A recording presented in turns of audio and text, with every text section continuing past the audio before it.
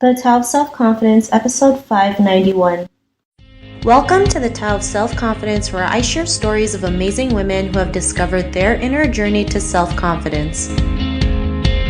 Visit our website at thetaoofselfconfidence.com. Your inner journey to self-confidence awaits.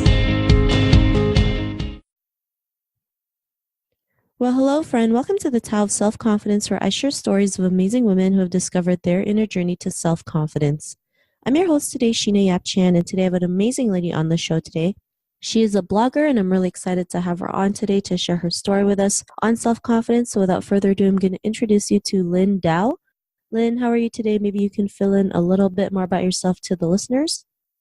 I'm good. Thanks for having me. My name is Lynn. I'm a blogger and I do this not full time. It's pretty much just something that I do outside of my day job, and it's just a passion of mine. So I just thought, why not? Since I didn't get to major in it, I majored in fashion.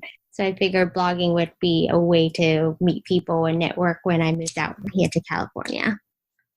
Awesome. Well, thanks for sharing that. And Lynn, what's your cultural background? I am originally from Vietnam. I was born there, and so I'm Vietnamese. Thanks for sharing that. And what'd be your favorite self-confidence quote? It would have to be from William Shakespeare. It's, though she be but little, she is fierce. And I think that speaks to me a lot because I am a very petite person. To put it in perspective, I'm only 4'11", and I can be fierce at times, but people take me as a very younger self and someone that's very easygoing. So sometimes you gotta put your foot down to kind of show them how you mean business. Thanks for sharing that. And that's a great quote that you mentioned. And in your own words, how do you define self-confidence? To me, self-confident is something that I had to work very hard towards for. It's a process pretty much. So to me, it's being comfortable in your own skin inside and out. So for example, if I look at myself in the mirror every day, am I happy with that person and how I feel on the inside? So accept the good and the bad, embracing who you are, loving yourself when you are low. So for example, I'm sure a lot of younger women can relate. The younger me went through many bad relationships, and there's also cheating and lying, and that just kind of killed your self-confidence. So it's taken a lot of times for me to learn to love myself and give me the self-respect that I deserve. Thanks for sharing that great definition. I love how you mentioned, loving yourself even at your lowest points, because, sometimes we just love the good parts of us, not realizing it's the good, bad, and every part of us that makes us who we are. So I love that you mentioned that. And Lynn, what was your life like before your discovery of self-confidence?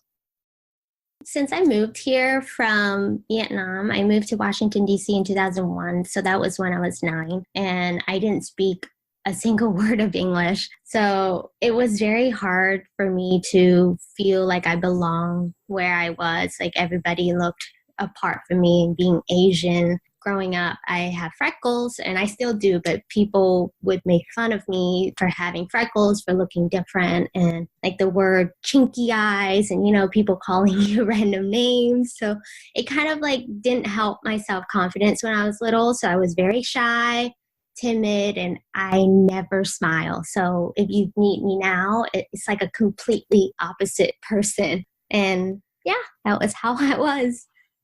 Thanks for sharing that. And it's always, a battle, especially when you move to a different country and, people, you don't look like what people mostly look like in that country. It's we try to have our culture and their culture at the same time, which kind of confuses us. But, what was that point in your life when you realized you were more than enough to go out there and be who you are and realize that, you are beautiful just the way you are? What was that aha moment? I don't think there's definitely that one moment. I think it's all throughout my journey through life and growing up. There's many moments that kind of help define it, that to make a whole big picture. So for example, when I was in middle school, I joined JROTC. I did cheerleading, I played lacrosse, and many other activities that kind of helped me shape who I am today. So for cheering, I was a flyer, and that put me in the center of attention, and I had to perform. I had to be very preppy and always smiling. And for JROTC, it's like calling commands, and I'm so small and my voice was very like quiet. So my sergeant always calls me big person, and he had taught me how to kind of raise my voice and make me sound like a big person, but even though I'm in a petite frame. So that just kind of showed me how to lead and just kind of built my confidence as I go throughout my journey through life. And with every single competition that I did for cheerleading, every competition I did with JROTC or playing lacrosse, people always underestimated my size, but I show them with actions and the results shows. So that's kind of like some of my aha moment throughout life. Awesome. Well, thanks for sharing that. And, because of that realization, what's your life been like now?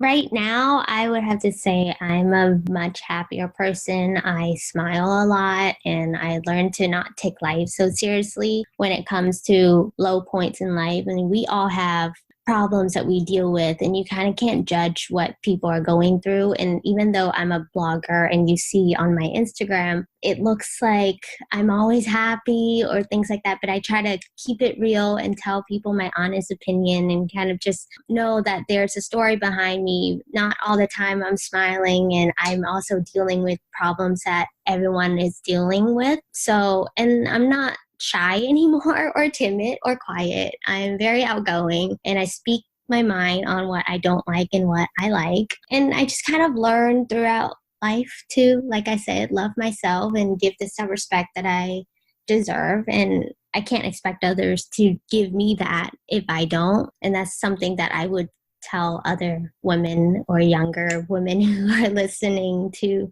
always love yourself first and just be yourself, and the right people will come along, and the right people will stay and support you no matter what.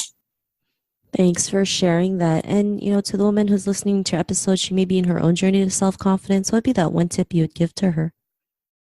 Just be selfish with yourself and selfless with others. And what I mean is you have to love yourself, put yourself first when it comes to doing things that makes you happy. So don't pay attention to the noise behind everything, because everyone will have their own opinions and they're all on different journey through life. And help others, celebrate and empower them when they're at their highs. And at the end of the day, it's going to be your life. So be whomever you want to be, do what you want to do, as long as there's respect all around to people, and surround yourself with positive vibes. Just be kind to your body and soul always, because that's your life, and be you. Thanks for sharing those great tips. And Lynn, if our listeners wanted to get to know a little bit more about you and what you do, or check out your blog, is there any links or social media profiles we can connect with? Yes, so you can find me on Instagram. My handle is long, so it's called XcapewithLinh, and that's XCAPE with Lynn, and my name is spelled LINH. And you can also find my blog, XcapewithLinh.com, and you should be able to find everything else on there. Feel free to email me. Awesome. Well, thanks for sharing that. And to our listeners, if you want to connect with Lynn, you can also head on over to the taoofselfconfidence.com and search for Lynn's name. Her show notes will pop up along with everything else that we talked about. And I really just want to thank Lynn today for taking the time to share her story and tips with us on self-confidence. So thank you so much, Lynn. Well, thank you for having me. Hopefully that helps. Not a problem. It was really great having you on the show. And to our listeners, be on the lookout for another new episode of another amazing woman's journey to self-confidence, and we'll talk to you soon. Bye for now. Bye-bye. Thank you for tuning in to another amazing episode of the Tao of Self-Confidence. Get your free self-talk tape for building self-confidence by visiting our website at thetaoofselfconfidence.com. Your inner journey to self-confidence awaits.